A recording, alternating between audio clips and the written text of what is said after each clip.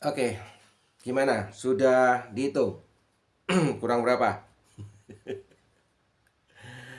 Ya, berapapun kurang Anda, ya karena pada dasarnya kita nggak akan bisa mencapai impian kita memiliki masa pensiun yang bahagia, sejahtera, ceria dan penuh sukacita, ya, damai di hati, damai di pikiran, hanya dengan mengandalkan satu pekerjaan yang Anda miliki saat ini.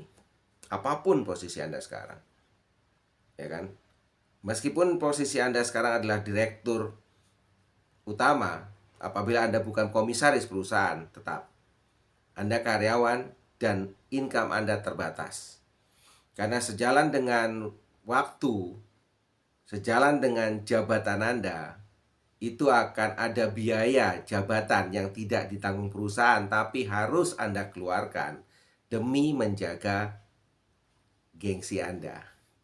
Karena mosok sih direktur utama ngontel gitu kan. Lah. Nah, saya bisa bicara karena saya pernah ada di posisi tersebut. Saya pernah ada di posisi terendah, saya pernah ada di posisi terakhir saya adalah sebagai head of division sebuah perusahaan di Surabaya, ya. Jadi saya pernah ada di posisi tersebut. Mungkin saya belum direktur utama, mungkin saya belum setinggi itu, tapi so-so lah, kurang lebih we know lah, ya, we know lah, ya. Kita hidup pada posisi itu lebih banyak dari fasilitas perusahaan, lebih banyak dari benefit-benefit perusahaan, tapi secara pribadi yang income, take home income kita itu cukup untuk kita hidup. Cukup untuk membiayai kehidupan kita dan gaya hidup kita saat ini. Tapi untuk saat pensiun nanti, pertanyaannya adalah apakah pada saat itu kita tetap bisa bergaya hidup seperti sekarang? Karena yang membuat stres, yang membuat depresi, yang membuat para pensiunan itu sakit-sakitan, yang membuat mereka kelihatan lemah, akhirnya linglung, karena perubahan yang drastis dari gaya hidup saat masih bekerja dan gaya hidup saat sudah pensiun. Transisinya ini tidak disiapkan, itu yang terjadi. Ya, makanya sekarang pemerintah menggiatkan Karangwerda untuk beraktivitas, memberikan banyak kegiatan kepada lansia biar lansia itu nggak linglung di rumah. Ya, keluar, senam bersama, ikut kegiatan urban farming, ikut apa. Itu bagian dari membantu mereka yang sudah pensiun untuk bisa apa? Kembali hidup, kembali menikmati kebersamaan, kembali bisa merasakan bahwa dirinya berguna, kembali untuk merasakan bahwa dianya masih bisa bermanfaat dan bisa melanjutkan hidup dengan lebih baik. Tapi tetap secara kantong, ya, jadi terbatas, ya. Dan akhirnya apa? Dengan filsafat Jawa yang nerimo, ya udah diterima. Nerimo ing pandum, gitu ya. Koreksi saya kalau saya salah.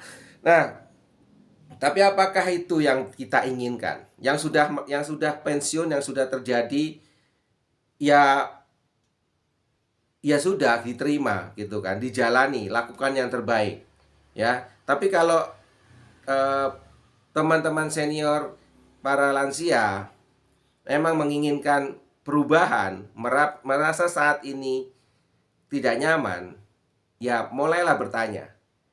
Bertanya kepada sekitarnya, ya. Bertanya kepada kami juga bisa, karena kami juga punya program-program untuk lansia. Tapi dengan catatan memang serius, karena tidak ringan, karena berubah itu tidak enak. Ya. Nah, untuk yang belum lansia yang mempersiapkan diri menuju ke sana, ya, yang saat ini sudah menghitung berapa kekurangannya untuk mencapai, artinya gini, sekarang income berapa? Nanti waktu pensiun kira-kira tinggal berapa? Berarti ada jeda di sini yang harus diisi untuk menyamakan income kita sekarang dengan saat lansia itu datang. Sehingga transisinya tidak terasa, sehingga Anda tidak mengalami tanda petik jet lag kehidupan dan Anda bisa berjalan, ya, dan Anda mendapatkan sebuah keuntungan. Apa keuntungannya? Anda income-nya tetap, tapi Anda udah nggak harus kerja. Sehingga punya apa? Anda punya keuntungan waktu. Dan waktu itu yang Anda miliki saat pensiun itu bisa Anda manfaatkan dengan banyak hal apabila income Anda sama dengan saat Anda bekerja. Ya, bisa ya dibayangkan ya seperti apa nanti. Coba income saya sekarang 1 juta sebulan, kemudian saya nggak sekarang dengan bekerja saya harus keluar bla bla bla. Ya, kemudian pensiun 1 juta sebulan tanpa kerja saya bisa gini ya. Itu contoh ya.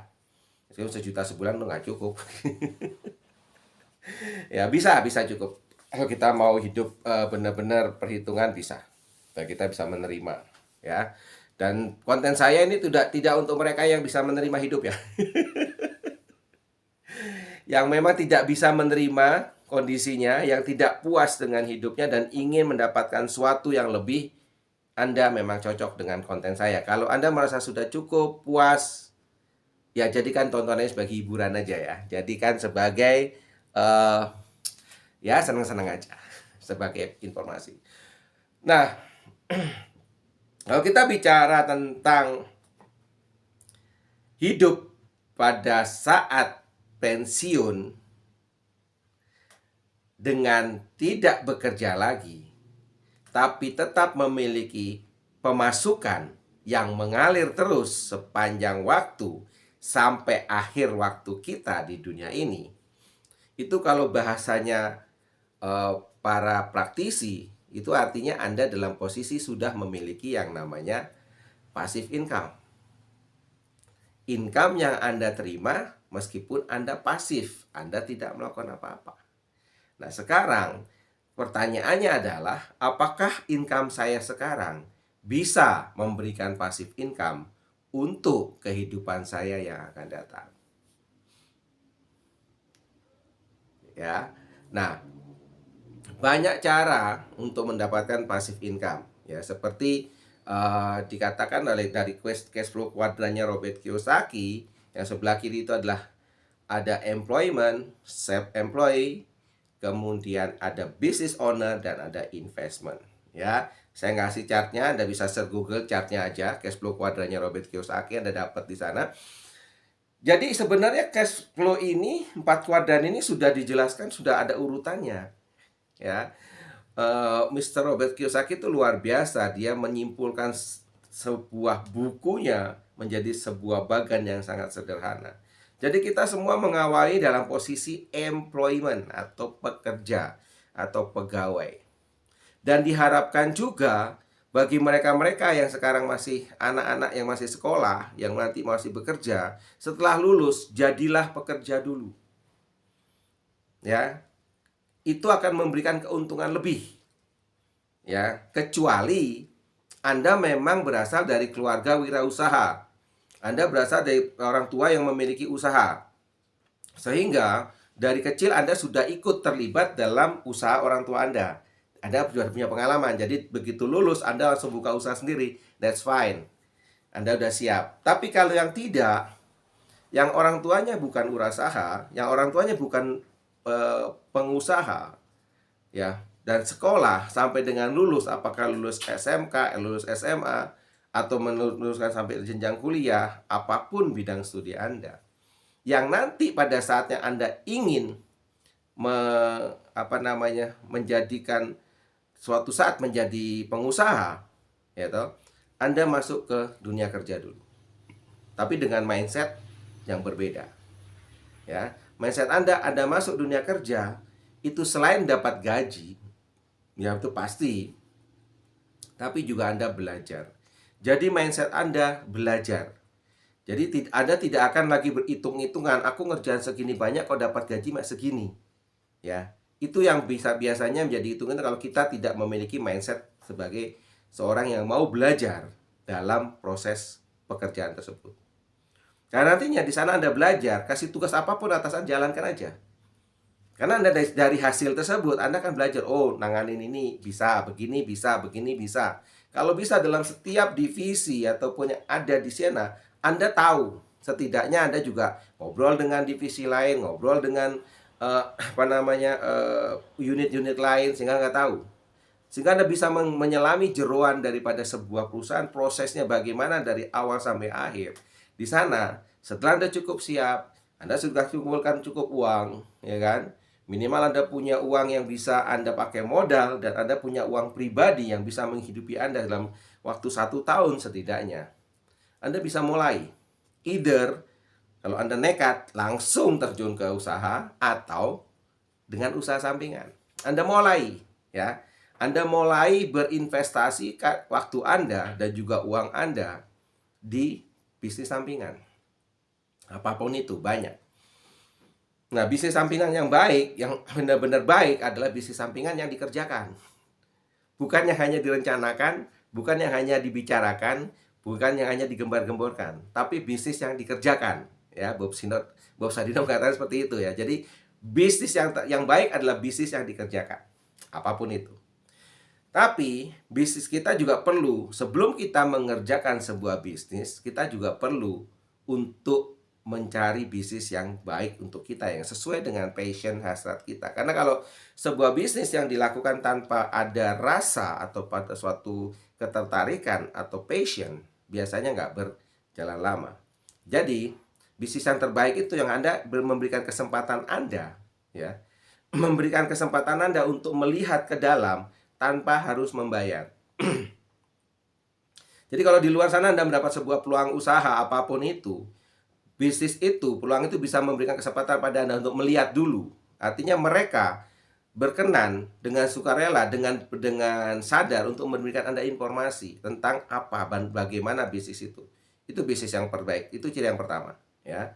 Jadi Anda bisa mendapatkan informasi tentang bisnis itu. Jadi nggak tiba-tiba harus masuk dulu, invest sekian dulu baru kamu masuk, nanti kita ajari. Nah, kalau begitu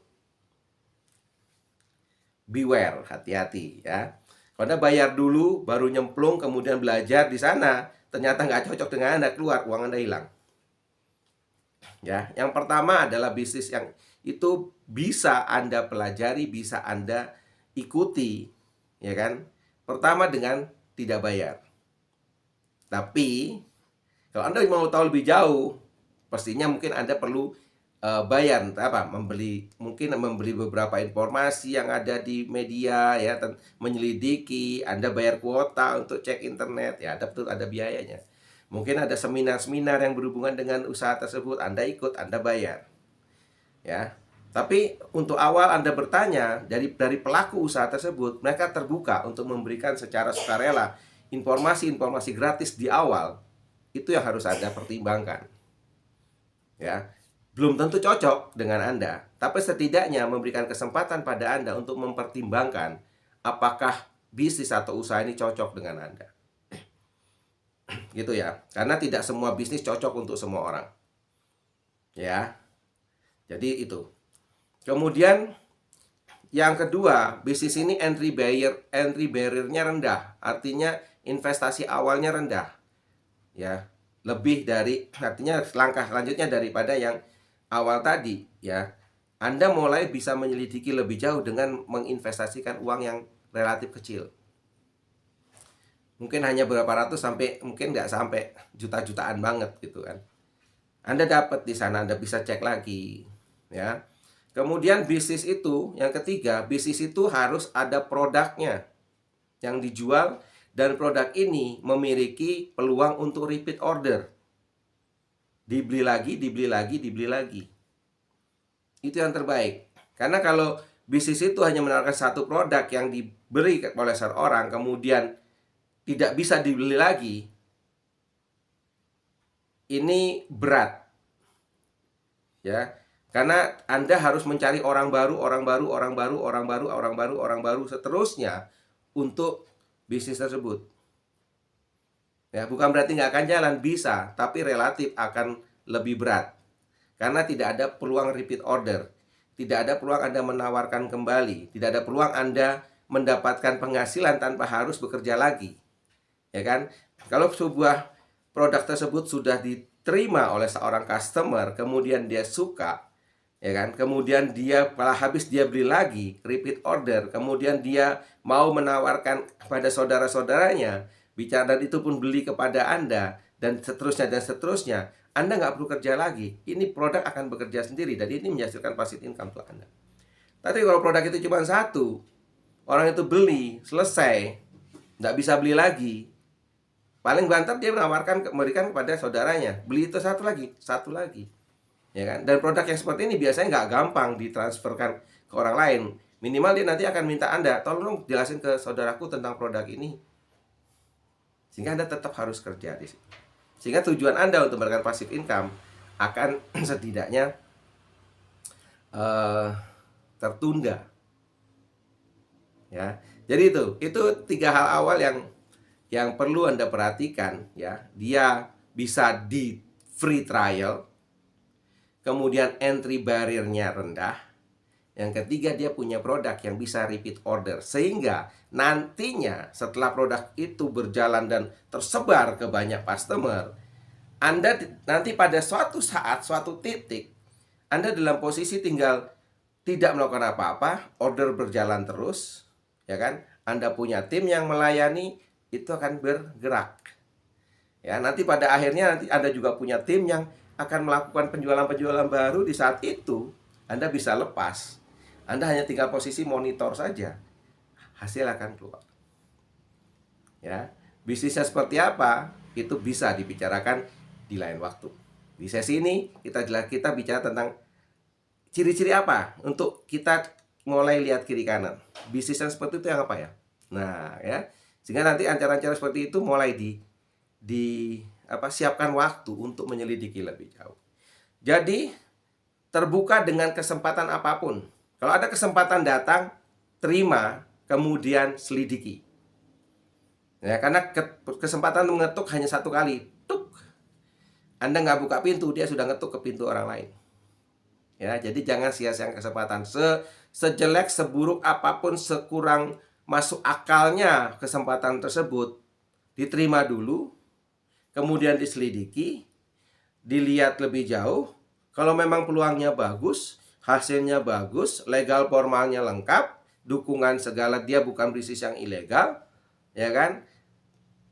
Mulai, ya, mulai dan investasikan waktu Anda dan uang Anda untuk belajar, untuk mencari tahu dan mempelajari dengan baik dan melatihnya tentunya, sehingga Anda akan expert dan ahli dalam bidang usaha tersebut. Oke, cukup sekian dari saya hari ini. Jumpa lagi di session berikutnya. Salam.